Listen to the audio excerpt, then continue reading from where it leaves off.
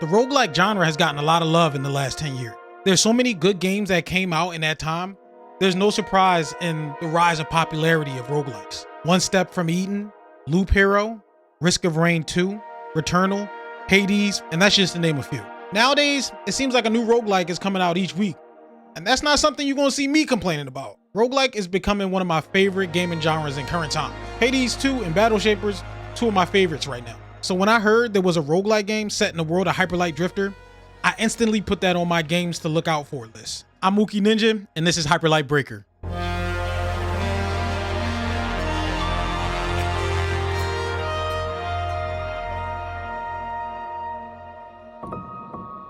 Hyperlight Breaker is Heart Machine's try at the roguelike genre. It's described as an open world co-op roguelike where you're a part of a task force set to rebuild civilization after a big war. This game is set in a Hyperlight universe and it takes place before the events of Hyperlight Drifter. All of that sounds amazing to me.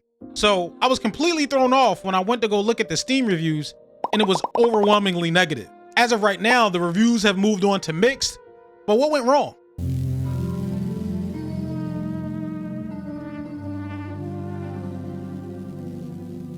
Hyperlight Breaker had a bit of a rough start. The game launched with some optimization issues, and there was some controller customization options that were missing. These two things were at the core of a lot of those early reviews. I think these were some valid complaints. I also feel like the devs felt the same way because there was a patch not even a week later to help alleviate those issues. The other thing that there were some complaints about was the game's difficulty. The unforgiving nature of this game early on, it didn't sit well with a bunch of people. Hyperlight Breaker is the kind of roguelike where you kind of start out underpowered, and then as the game goes on, you get stronger and stronger. You start out with very little health, basic weapons and gear, and very little understanding of how to become more powerful. I think players were stunned by that. I think a lot of people expected to just come in and dominate, and that's just not how this game works. But I do get it. The frustration with the optimization and quality issues, plus the difficulty, that's going to do it for a lot of people. I didn't let that stop me from trying the game. I ended up buying it. Here's how it's going.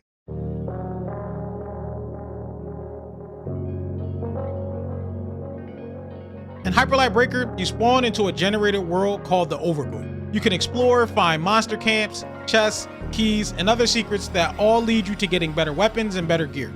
You gotta defeat the mini bosses on the map to collect the prisms, and the prisms act as keys to the arenas for the big bosses that are on the map. After defeating the bigger bosses, then you get to try your luck against the Abyss King. But you can't lollygag too much because similarly to Risk of Rain 2, the longer you stay in the world, the harder it gets. You can leave the world by extracting, defeating the Abyss King, or dying. The key to any good roguelike is its loop, and I really like the gameplay loop in Hyperlight Breaker. When you die in your generated world, your weapons and gear, they lose a point of durability, and then you go back to the base. When you jump back into the Overgrowth, you don't go to a newly generated world just yet. You basically have 4 lives to complete your original generated world. So when you go back to the Overgrowth, you're going back to that same world that you started. So if there was something that you didn't get to do on the map, something that you might have been excited for and didn't get to explore, you get to do that in your next life. After you die 4 times or defeat the Abyss King, that's when a new world is generated for you. So it's kind of like a loop within a bigger loop. Oh, and extractions don't count as a life. With this kind of gameplay loop, you could be interacting with the same generated world for quite some time before you get a new one. I like that because it makes it feel more like an open world game. This is a nice iteration on the roguelike genre. I'm about 20 hours into the game so far. I'll tell you what I think is great and what's not so great.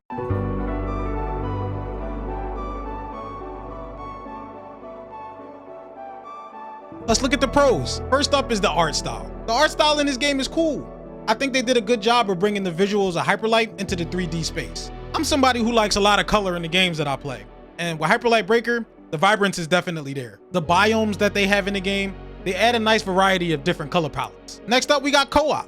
This game has co-op, and I like co-op in roguelike games. I haven't played the co-op in this, but I have watched some people play it. Honestly, I think co-op might solve the difficulty issue that some people are having. The game seems a lot easier when you play with friends.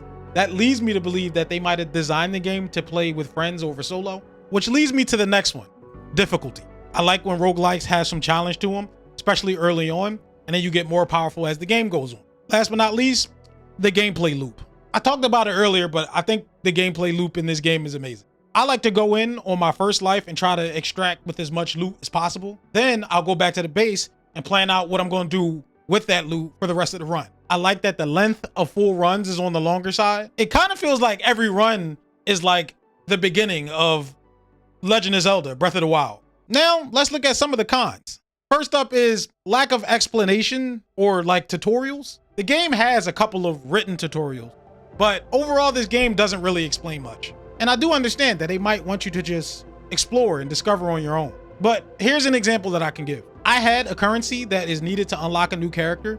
I didn't know that that was the currency to unlock the new character, and I had it for quite some time. If I had known that I could use that to unlock a new character, I would have done that immediately. Next up, we got performance. The performance isn't really consistent yet. There was a patch early on to give us more control over the quality to boost performance a bit, and that did help. But I have a pretty decent PC and I still had to turn everything down relatively low so that I could get a more consistently smooth experience. And last but not least, the game could be pretty janky at times. This kind of goes without saying because it's an early access game, but the game could use a bit more polish. It's a bit rough around some of the edges and that can lead to some weird things happening. Like my world generated a hole that definitely wasn't supposed to be there. I fell into this hole and I could not for the life of me figure out how to get out. And I don't think that there was a unstuck button that I was aware of. Luckily, I would not stop until I got out of this hole. I figured out how to get out while maybe finding some vertical movement tech in the process. Again, I do expect stuff like this in an early access game, and I'm sure it'll be addressed, but it's a part of the current gameplay experience, so I feel like it's something that should be added in a review.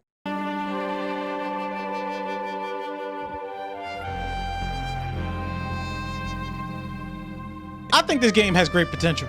What we have now is really fun at its core, and Heart Machine really seems like they're committed to giving us the best gameplay experience that they can. I really look forward to seeing what the game looks like in 6 months to a year, and I'm gonna continue to play because it's fun. When I was writing this script, I just wanted to play. Even right now, I'm filming this video and I just want to play. This is a game I would recommend to anybody who is a fan of roguelikes. Yes, it is $30 in early access. Yes, it is difficult.